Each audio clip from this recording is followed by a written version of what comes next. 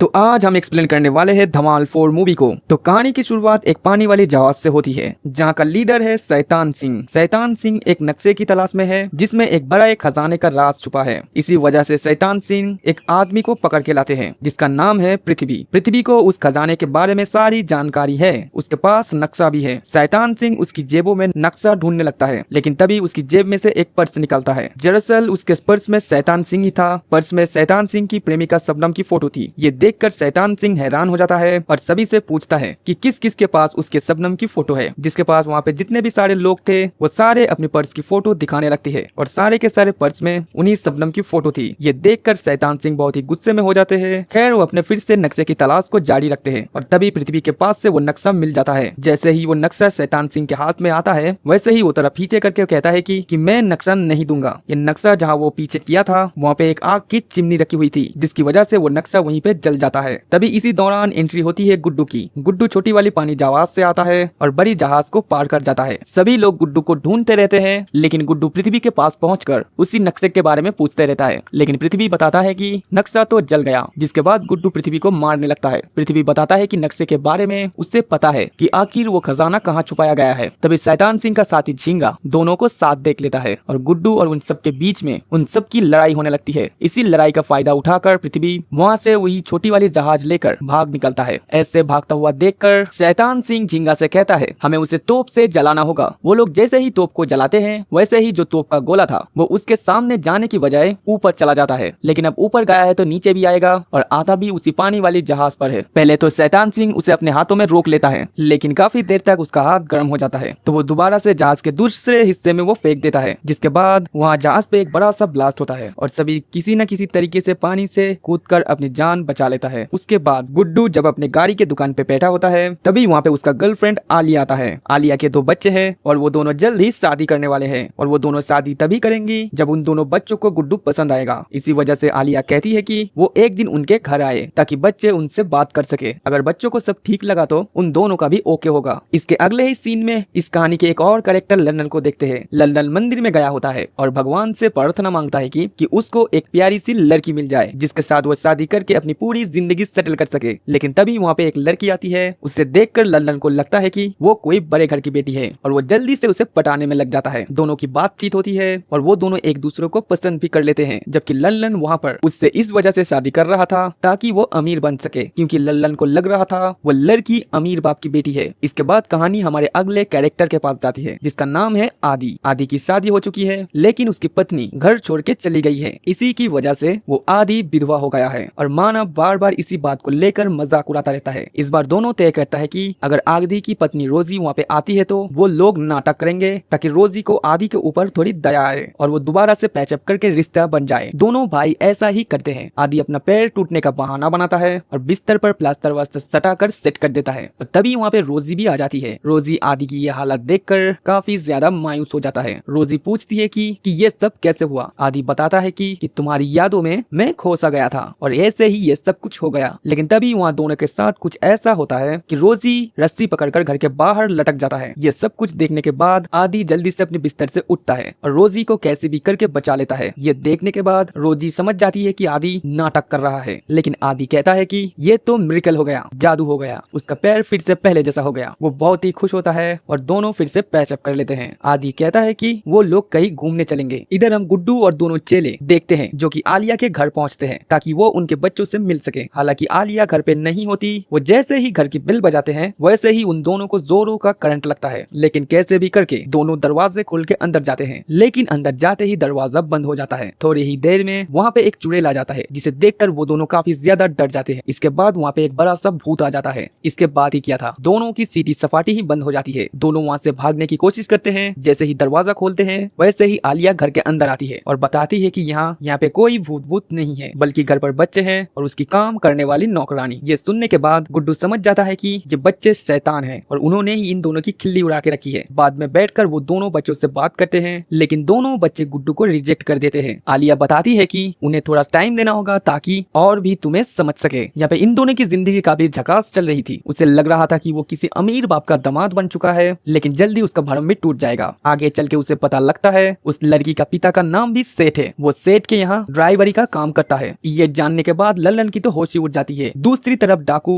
लाल सिंह भी इसी शहर में आ चुका था ताकि वो पृथ्वी को ढूंढकर खजाने के बारे में जान सके। इधर हम देखते हैं गुड्डू और दोनों बच्चे को अपने साथ अपने ट्रिप पे ले जा रहा था ताकि दोनों बच्चे उसके साथ थोड़ा घुल मिल सके और उसे समझ सके। इधर लल्लन की पत्नी के पिता लल्लन के लिए एक ई रिक्शा निकालते हैं ताकि वो बिठाकर वो पारो को दूर शहर घुमाने ले सके। तभी ये दोनों भी यहाँ से निकल जाते हैं। और रही बात आदि की, वो भी किसी ट्रिप के लिए अपनी वाइफी रोजी और मानव के साथ वहाँ से निकल जाते हैं। अब होती है असली कहानी की शुरुआत। जब ये तीनों ग्रुप सड़क पे होते हैं तभी आता है असली धमाल। गुड्डू बच्चों के साथ एक ढाबे पे रुका होता है, तभी उसकी नजर पृथ्वी पे पड़ती है। पृथ्वी को शैतान सिंह की लोग पकड़ रहे थे लेकिन गुड्डू उसे बचा लेता है। लेकिन पहाड़ी को भी गुड्डू से नक्शे के बारे में पूछने लगता है और खजाने का पता पूछता है, लेकिन पृथ्वी इसके बारे में कुछ भी नहीं पता था। इसी वजह से जॉनी उसे गाड़ी से लटका देता है और पृथ्वी को वापस उठाने के चक्कर में गाड़ी कंट्रोल से बाहर हो जाती है और इसी वजह से उनके गाड़ी जाकर एक पेड़ से टकराती है, जिसके बाद पृथ्वी अपने आप बाहर निकलकर खाई से जाकर लटक जाता है। ये देखने के बाद गुड्डू और जॉनी दोनों सोचते हैं कि इसे अकेले बचाया जाए और दोनों बचाने जाते ही हैं और वो दोनों भी फंस जाते हैं। और बचे दोनों अकेले थे, वो जाकर रोड के किनारे सभी से हेल्प मांगने लगते हैं। पहले तो आदि की गाड़ी आती है। आदि उसे देखकर तुरंत ही ब्रेक लगा देता है, लेकिन उसके जस्ट पीछे लल्लन का रिक्शा भी था और दोनों का एक्सीडेंट हो जाता है। बच्चे बताते हैं कि उनकी अंकल वहाँ पर फंसे हुए हैं, लेकिन वो सभी उनके बात को सीरियसली नहीं लेते। तब बच्चे खजाने के बारे में बताते हैं। खजाने का नाम सुनते ही वो दोनों ग्रुप गुड्डू को बचाने के लिए निकल पड़ते हैं। उन लोगों की चालाकी तो देखो, कहते हैं कि पहले खजाने का पता बता दो, हम तुम्हें बचा लेंगे। लेकिन तभी नीचे पृथ्वी की आवाज आती है। पृथ्वी बताता है कि खजाने का पता उसे पता है। अब मानव को नस्सी फेंकने के लिए बताया जाता है ताकि उन सभी को किसी तरह घसीट कर ऊपर लाया जा सके, लेकिन मानव की बुद्धि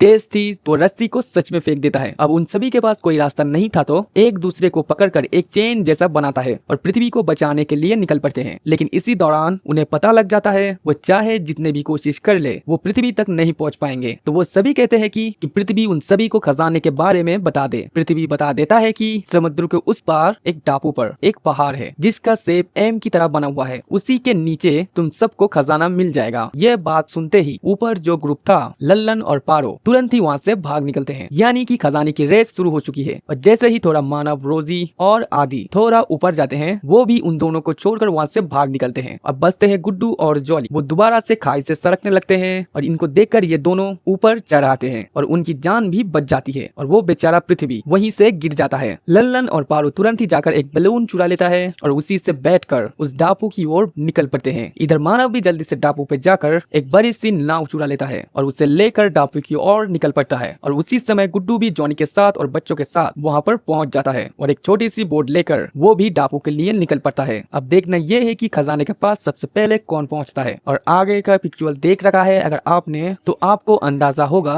कि खजाना किसी को भी नहीं मिलेगा। सब कुछ ठीक चल रहा होता है, सभी टीमें लगातार आगे बढ़ते हुए, लेकिन तभी उन सब के बीच में आता है एक बड़ा सा तूफान और वही तूफान पूरे खेल को खराब कर देता है। ऊपर से बैलून तूफानों के बीच में फंस जाता है और कड़ाके की बिजली और बारिश उन दोनों को काफी ज्यादा डरा देती है। वो दोनों किसी तरह सरवाइव करते हैं, लेकिन आखिरकार उनका बैलून भी गिर जाता है। इधर मानव और आदि तूफान के बीच अपनी बड़ी सी नाव लेकर फंसे हुए थे। वो लोग ये इस नाव को कंट्रोल ही नहीं कर पा रहे थे। उसी बीच उनके जहाज पे ऑक्टोपस भी हमला कर दिया था। इधर गुड्डू भैया बाल बच्चों के साथ किसी तरह सबको इकट्ठा संभालने की कोशिश कर रहा है, लेकिन थोड़ी ही देर में वो भी एक ऐसी मुसीबत में फंस जाते हैं जो मोटर को ठीक करने के लिए मोटर के पास जाते हैं, लेकिन तभी झटका लगने की वजह से वो रस्सी लेकर पानी के बीच में चले जाते हैं। तभी इसी बीच आलिया का भी कॉल आ जाता है। वो बताता है कि वो लोग पिक्चर देखने के लिए थिएटर में गए हैं और काफी ज्यादा मजा आ रहा है। थोड़ी देर में लगता है कि बच्चों को रस्सी टूट गई और गुड्डू खत्म हो गया, लेकिन गुड्डू दो बड़ी डॉल्फिन के ऊपर पैर रखकर वो पानी से निकल आता है और किसी हीरो की तरह जहाज के ऊपर जाता है। लेकिन जहाज वो पार करने ही वाला था तभी बीच में एक बड़ा सा झंडा आ जाता है और वो झंडा पकड़कर नीचे गिर जाता है। नीचे कैक्टस का पौधा भी रखा हुआ था जो कि जाकर सीधे उसके पीछे चुप जाता है। अब अगली सुबह होते ही वो डाकू के ऊपर पहुंच गए होते हैं और सभी को दूर से ही वो पहाड़ वाला एम दिखाई देता है, लेकिन वहां तक भी पहुंचना था जिसमें कहानी अभी बहुत कुछ होने वाला है। लल्लन और पारो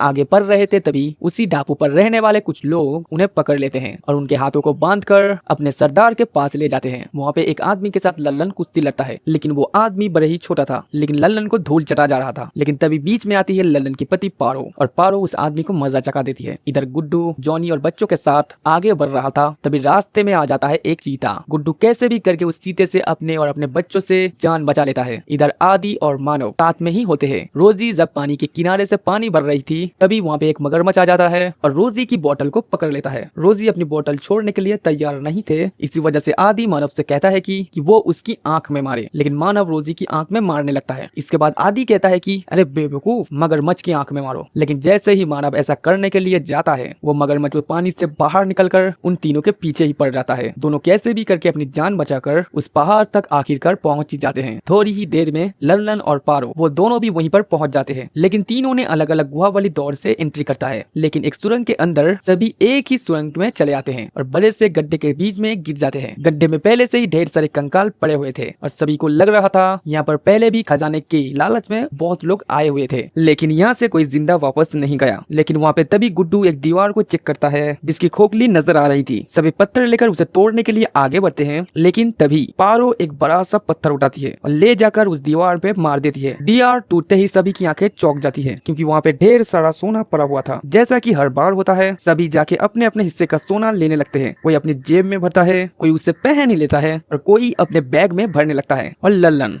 ये तो बोरा बोरा निकल आए थे, अपने बोरे में ढेर सारा माल भर लेते हैं। लेकिन जैसे ही सभी वहाँ से जाने लगते हैं, तभी एंट्री होती है शैतान सिंह की। अब शैतान सिंह को इस जगह के बारे में किसने बताया? तभी शैतान सिंह पृथ्वीराज को सामने को आकर कहता है, दरअसल पृथ्वीराज मरा नहीं था, वो जब वहाँ से गिरा था वो टहनिये से होते हुए जाके नदी में उतर गया था। जैसे ही वो नदी से बाहर गया, तभी सामने शैतान सिंह खड़ा हो गया। और जब नक्शे के बारे में शैतान सिंह को पता लगा, तो वो वहाँ पे प्रकट हुआ। अब शैतान सिंह अपने साथी झिंगुर की सभी मालों को वापस लौटा देता है और सभी ना चाहते हुए एक एक करके वो सारे सोने उन सभी को वापस देने लगते हैं। और ऐसा हर वाले पार्ट में हुआ है। सारा खजाना शैतान सिंह के हाथ में आने के बाद उसके साथी उन सभी के ऊपर बंदूक तांग देते हैं। लेकिन जैसे ही बंदूक चलाई जाती है, उस बंदूक की जो दो नली होती है वही बंदूक से बाहर होकर अलग हो जाते हैं। ये सब देखने के बाद उन सभी की हिम्मत जुटा नहीं और तभी शैतान सिंह बॉम्ब निकाल लेता है और उसे जला लेने के लिए डराने लगता है। लेकिन जैसे ही वो दोबारा से बॉम्ब को पीछे करता है, वैसे ही पीछे रखी चिमनी में उस बॉम्ब में आग लग जाती है। शैतान सिंह यहाँ देखता है और तुरंत ही बॉम्ब को ऊपर फेंक देता है। बॉम्ब ऊपर जाकर चट्टान से टकराते हुए ब्लास्ट कर जाता है। सभी लोग कैसे भी करके किनारे जाकर छुप जाते हैं, लेकिन वो चट्टान जो ऊपर से टूटी हुई थी वो जाकर सीधा खजाने के ऊपर गिरता है। इसके बाद खजाना और भी जमीन के नीचे चला जाता है और वहाँ की जमीन फटने लगती है। सभी कैसे भी करके वहाँ पे भागने निकलते हैं और सभी टीमें अलग अलग हो जाते हैं। उधर लल्लन अपनी वाइफ पारो के साथ भाग रहा था, लेकिन तभी बीच में पुल टूट जाता है। पारो उसे 50 लाख वाली जमीन का एक कार्ड दिखाता है, बताता है उनके पिता ने ये जमीन खरीदी थी, ये जमीन की पेपर से वो खुद रखे और उसे 50 लाख रुपए मिल जाएंगे। लेकिन पारो को ये मासूमियत देखकर लल्लन समझ जाता है उसका खजाना वो वाला नहीं था, बल्कि उसका खजाना ये है, यानी कि पारो। और पारो उसकी गोद में उठाकर वहाँ से कूदकर उसकी जान बचा लेता है। इधर रोजी, मानव और आदि ये तीनों भाग रहे होते हैं तभी, और रोजी पीछे ही रह जाते हैं और पत्थर गिरने लगते हैं। लेकिन इस बार मानव आकर रोजी को बचा लेता है और आदि भी आकर मानव को पीछे से खींचता है, जिससे कि उसकी भी जान बच जाती है। और तीनों को समझ आ जाता है कि फैमिली कितनी बड़ी ताकत होती है। और रही बात गुड्डू और बच्चों की, वो दोनों भी भाग रहे होते हैं। ना जाने किसी तरह करके आगे वाले पत्थर पर कूद जाता है, लेकिन गुड्डू और बच्चे दूसरे वाले पत्थर पे थे। बच्चे गुड्डू से मदद मांगता है कि कैसे भी करके उन्हें बचा ले। गुड्डू कहता है कि अब उन्हें उन पर भरोसा रखना होगा। गुड्डू पकड़कर एक एक करके उन दोनों को जॉनी के पास फेंक देता है और जॉनी उन्हें कैच कर लेता है और दोनों की जान ऐसे ही बच जाती है। लेकिन जब गुड्डू की बारी आती है तो वो पत्थर वहीं पे गिरने लगते हैं और सभी को लगता है कि गुड्डू मर गया है। लेकिन आखिरी सीन में गुड्डू पत्थर को पकड़ते हुए ऊपर आ जाते हैं और ये ग्रुप भी खुश हो जाता है। जैसे ही तीनों ग्रुप उस पहाड़ से निकलता है, सभी को एक सीख मिल जाती है कि सभी एक दूसरे के काम आते हैं और असली सोना उनके लालच का है। उसी समय शैतान सिंह भी आ जाता है। वो बताता है कि अब वो डाकू वाकू नहीं बनेगा, वो अपनी बड़ी सी बोट को एक टूरिस्ट स्पॉट बना देगा। लेकिन तभी मानव के पास एक नक्शा होता है जो कि उसी खजाने के पास मिला था। जब उसे खोलकर देखा जाता है तो उसमें एक और खजाने का नक्शा था। और यहीं पर एक और बात रिवील होता है कि इसका अगला पार्ट भी आने वाला है। वीडियो पसंद आए तो लाइक, सब्सक्राइब, चैनल को शेयर कर दीजिए, कमेंट कर दीजिए। वीडियो कैसी लगी बोलिए, मेरे वॉइस ओवर कैसी लगा।